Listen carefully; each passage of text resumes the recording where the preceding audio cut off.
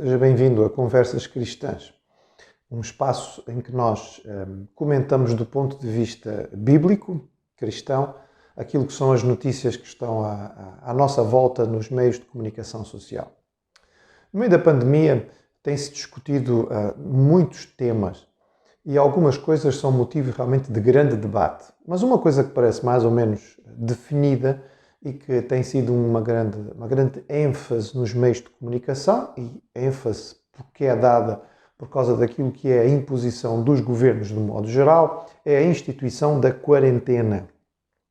A quarentena como meio de contenção do desenvolvimento da epidemia. Bem, isto é algo que está mais ou menos estabelecido neste momento, que a quarentena daqueles que estão contaminados, e isto é o princípio básico da quarentena, ela é em princípio para os contaminados, é uma forma de conter o desenvolvimento. O indivíduo que está contaminado, ele pode contaminar outros e, portanto, nós, se separarmos e pusermos em quarentena os que estão contaminados, iremos impedir que haja um desenvolvimento desta infecção. É interessante porque este princípio é um princípio cientificamente recente.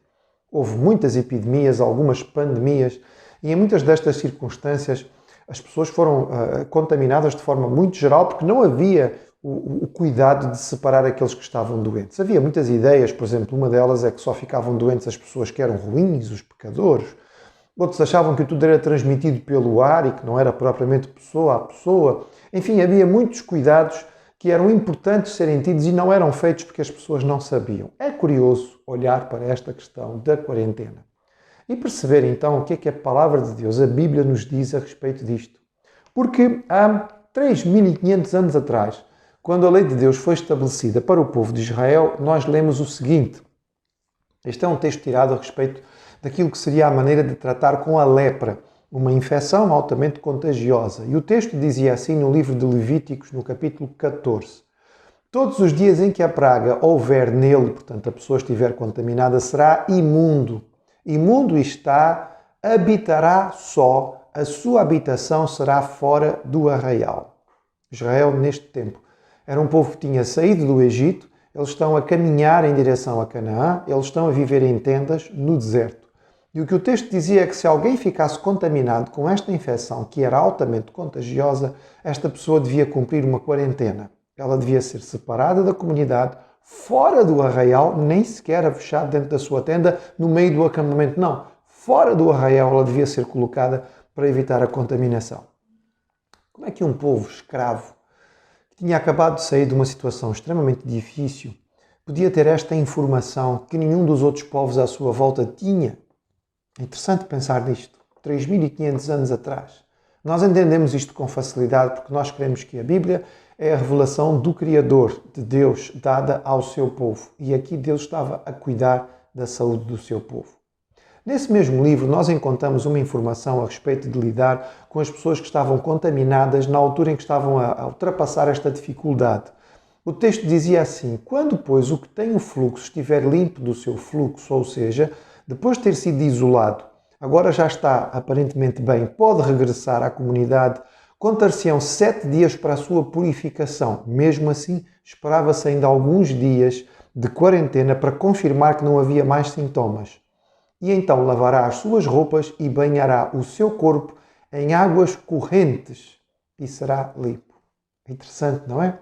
Esta pessoa que estava a ultrapassar uma dificuldade de contaminação deveria então, quando se confirmasse tudo isto, lavar-se com água corrente para poder voltar a participar da comunidade. E você vai dizer, mas isto é óbvio, claro, toda a gente sabe isto.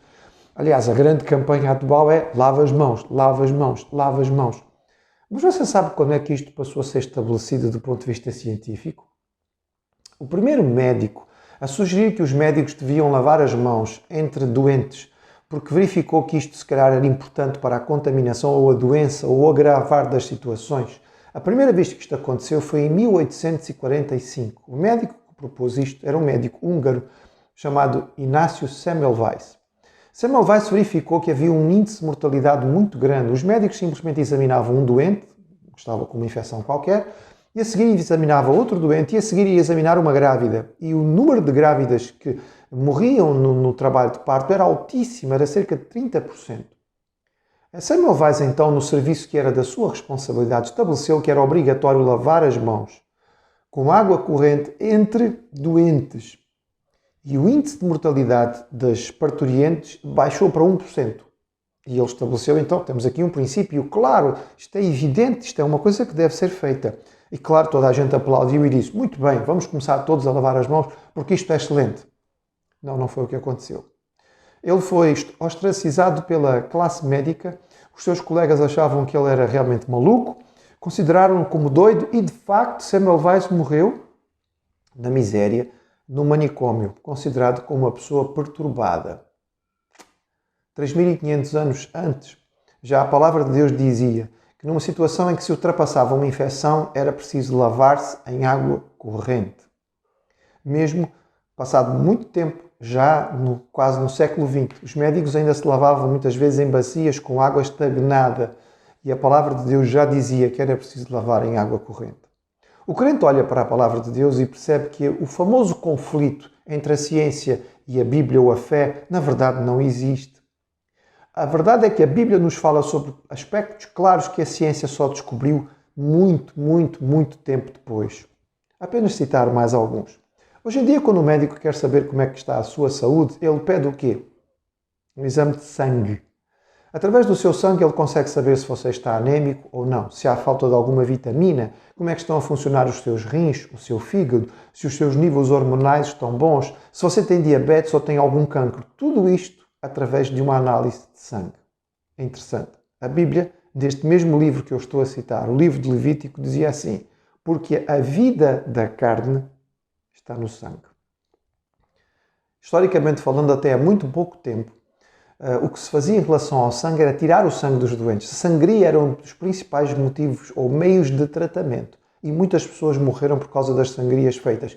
Entre elas, hoje está mais ou menos estabelecido, o presidente George Washington provavelmente faleceu porque ele foi submetido a sangrias sucessivas que lhe tiraram cerca de 40% do sangue circulante e ele faleceu provavelmente por causa disto. Hoje nós sabemos isto. A palavra de Deus já o afirmava há muito tempo atrás.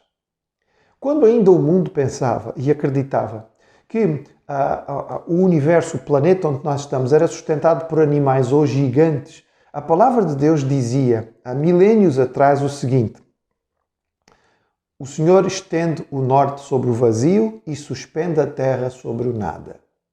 Foi só em 1650 que surgiu a primeira ideia ou teoria que depois foi comprovada de que afinal o planeta estava suspenso sobre o universo. A Bíblia já dizia que Deus tinha suspendido o planeta, o mundo em que nós vivemos, sobre o nada. Quando os navegadores ainda achavam que a Terra era plana e tinham medo de ir até ao fim do mundo porque haveria uma espécie de grande cascata onde tudo acabava, a palavra de Deus dizia, há séculos e séculos atrás, na profecia de Isaías, Ele é o que está assentado sobre o círculo da Terra. A Terra já era apresentada como uma circunferência, quando as pessoas ainda não tinham qualquer informação verdadeira a respeito disto.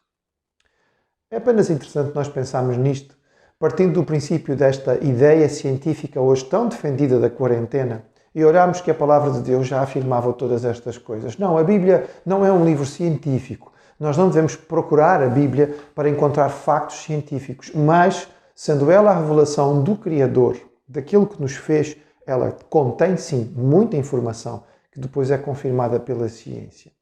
Não devemos achar que de alguma forma existe conflito entre ela e a ciência, mas a palavra de Deus contém a verdade, expressa pelo Criador às suas criaturas. É realmente algo que nós precisamos para aprender a viver melhor. O crente em Cristo sorri diante destas situações. Sorri por satisfação e convicção, porque ele conhece a palavra de Deus como sendo luz para a sua vida, orientação para o seu caminho, porque ela foi-nos dada por aquele que nos ama e nos fez e deseja que nós andemos com ele.